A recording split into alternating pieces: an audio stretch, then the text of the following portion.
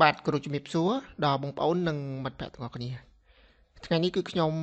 បានទទួលនៅជាមីសេចមួយដែលជាសមាជិកនិស្សិតរៀនជាមួយគ្នាបើតាមអ្វីដែលឈ្មោះរបស់គាត់នេះគឺជានិស្សិតដែលរៀនជាមួយសកល Telegram ដែលខ្ញុំបានទទួល file មួយដែលមាន EXE បាទអញ្ចឹងបងប្អូនមួយចំនួនប្រហែលថ្ងៃនេះឃើញថាមាន Telegram ខ្លះគាត់បានធ្វើការ update ជា notification របស់ក្រុមហ៊ុន Telegram ដើម្បីឲ្យអ្នកដែលបានធ្វើការប្រើប្រាស់នៅ Telegram អាចធ្វើការ update បាន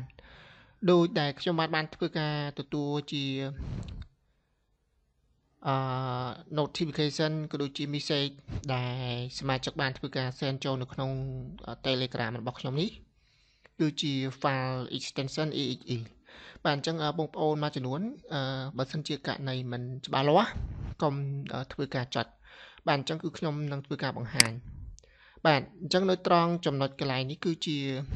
file ដែលអាចនឹងជាក្រុម hack ទិន្នន័យរបស់យើង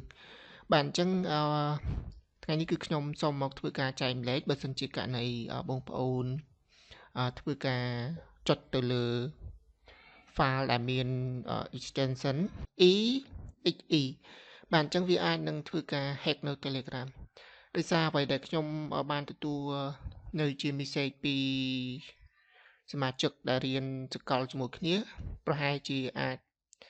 Telegram របស់គាត់អាចគាត់ត្រូវបានគេ hack បាទអញ្ចឹងសម្រាប់ទម្រង់ file នេះគឺជា forward ពីឈ្មោះ Asojan មកហើយខ្ញុំក៏អត់ចុចដែរដោយសារជៀសវាងការ hack នៅ Telegram របស់ខ្ញុំហើយតកតងនឹង file នេះបងប្អូនអាចធ្វើការលុបចោលបានជៀសវាងបញ្ហាយើងអាចច្រឡំដៃធ្វើការចុចទៅលើ file នេះវាអាចនឹងមានបញ្ហាបាត់ Telegram របស់យើងឬក៏គេអាច hack បានគឺគេអាចយកនៅទិន្នន័យនៅក្នុង Telegram របស់យើងបានបាទអញ្ចឹងរបៀបលុបគឺយើងអាចright click ហើយយើងអាចចុចនៅពាក្យ delete បាទអញ្ចឹងនៅត្រង់ចំណុចកន្លែងនេះបើសិនជាករណីបងប្អូនtick នៅ also delete from អាតសុផានហ្នឹងគឺយើងធ្វើការ delete file ទាំងអស់ទាំង Telegram របស់ខ្ញុំហើយនិង Telegram របស់អាតសុផានដែលគាត់បានធ្វើការផ្ញើមកខ្ញុំបាទអញ្ចឹងគឺខ្ញុំធ្វើការ delete ទាំងអស់បាទគឺរួចរាល់អញ្ចឹងយើងមិនមានបញ្ហាទៅថ្ងៃមុខដែលយើងអាចនឹងធ្វើការចុចទេបាទអញ្ចឹងសម្រាប់ message នេះគឺឃើញថាគាត់ក៏បាន send ចូលនៅក្នុងgroup សាលាដែរបាទអញ្ចឹងគឺខ្ញុំសូមធ្វើការបង្ហាញដោយសារ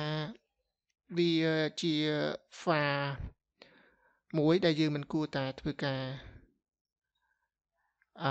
ចុចទេបាទអញ្ចឹងនេះគឺជា group សកលវិទ្យាល័យសាលាដោយបានធ្វើការ send ចូលនៅក្នុង group នេះបាទអញ្ចឹងនេះគឺមាន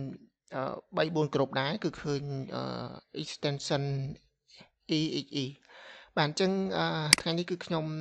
អត់មានអីទេគ្រាន់តែចង់មកធ្វើការបង្ហាញដែរហើយបើសិនជាបងប្អូនទទួលបាននៅជា file message នៅក្នុង Telegram អាចធ្វើការ delete បាន